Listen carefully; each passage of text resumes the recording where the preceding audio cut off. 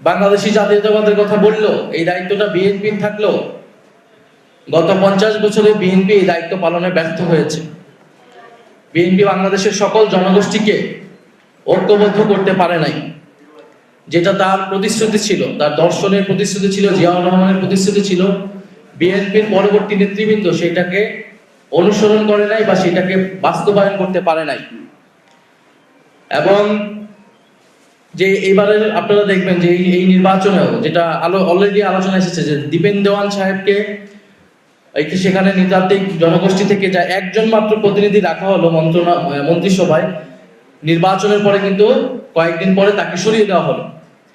এবং পার্বত্য চট্টগ্রাম মন্ত্রণালয় প্রতিনিধি মন্ত্রী বা প্রতিমন্ত্রী বা এখন যিনি দায়িত্বে আছেন, উনি একজন সমতলের বাঙালি, অর্থাৎ উনি পাহাড়ের কেউ না, পাহাড়ের বাঙালিও না, এবং পাহাড়ের তিনি অন্য নৃতাত্ত্বিক জনগোষ্ঠীর থেকেও প্রতিনিধিত্ব করছেন, কিন্তু তিনি পার্বত্য চট্টগ্রাম মন্ত্রণালয় থেকে দায়িত্ব পালন করছেন। তার মানে বোঝা যায় যে এই সরকার পাহাড়ি জনগোষ্ঠী, বাঙালি হোক, সেইখানকার বাঙালি হোক, অথবা চাকমা, মারমা, ত্রিপুরা জনগোষ্ঠী, অন্য সকল জনগোষ্ঠী হোক, কাউকেই এই সরকার ধারণ করে না। এই 31 দফাতে কিন্তু দেখবেন রেইনবো নেশনের কথা বলা হয়েছিল, যেটা ব্যাখ্যা তারা দিয়েছিল যে একটা অন্তর্বর্তীমূলক সকল জাতিগোষ্ঠী।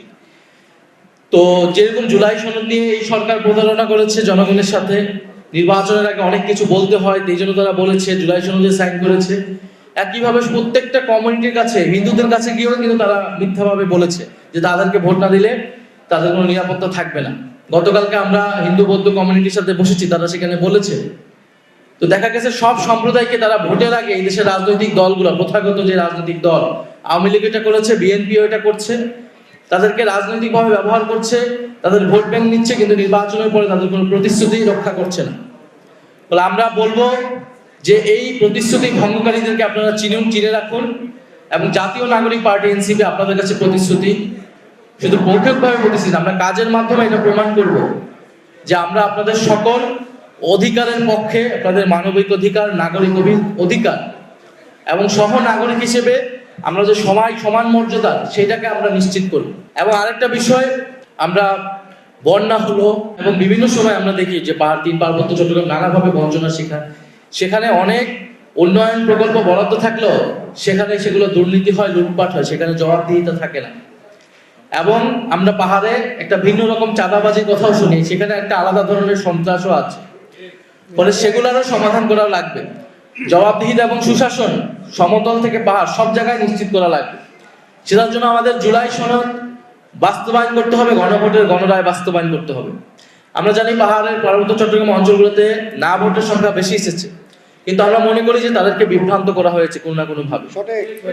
ফলে অবশ্যই পাহাড়ের অঞ্চলের মানুষ, বাঙালি এবং চাকমা, মারমা, সকল জনগোষ্ঠী, নৃতাত্ত্বিক গোষ্ঠী গণতন্ত্রের প্রশ্নে এবং জুলাই সনদের প্রশ্নে তারা অবস্থান নিবে, এবং আপনাদের কাজ হচ্ছে তাদেরকে সেই সচেতনতা তৈরি করা যে জুলাই সনদটা আসলে সকলের জন্য প্রয়োজন। কিভাবে পাহাড়ের মানুষ এটা তারা উপকৃত হবে, যদি দেশে গণতন্ত্র, সুশাসন থাকে, দেশে অর্থনৈতিক উন্নয়ন সমানভাবে বণ্টিত হবে। এই যে দেখেন একটা সরকার 2/3 মেজরিটি পেয়ে জিতে এসেছে এবং তিনি দীপেন দেওয়ান বা তাকে সরিয়ে দিয়েছে। পার্বত্য চট্টগ্রামে কোনো প্রতিনিধি নাই সেই মন্ত্রণালয়ে। এটা বাংলাদেশের ইতিহাসে আগে কবে হয়েছে আমার জানা নাই। ফলে এই সরকার এটা করতে পারছে কারণ কোনো জবাবদিহিতার আওতায় এই সরকার নেই। ফলে আমরা মনে করি জুলাই সনদের প্রশ্নে পাহাড় থেকে সমানভাবে আওয়াজ ওঠা উচিত, এবং একইভাবে আমরা মনে করি পাহাড় থেকে সমতল এনসিপি সবার দল, সব জায়গায় এনসিপি, ছাত্র শক্তি, যুব শক্তি, নারী শক্তি, শ্রমিক শক্তি আমরা কাজ করব সকল উপজেলা এবং আগামী স্থানীয় সরকার নির্বাচনে। আমরা 3 পার্বত্য চট্টগ্রাম অঞ্চলেই বিশেষ গুরুত্ব দিয়ে আমরা কাজ করব, যাতে সেখানে আমরা জনপ্রতিনিধি বের করে নিয়ে আসতে পারি।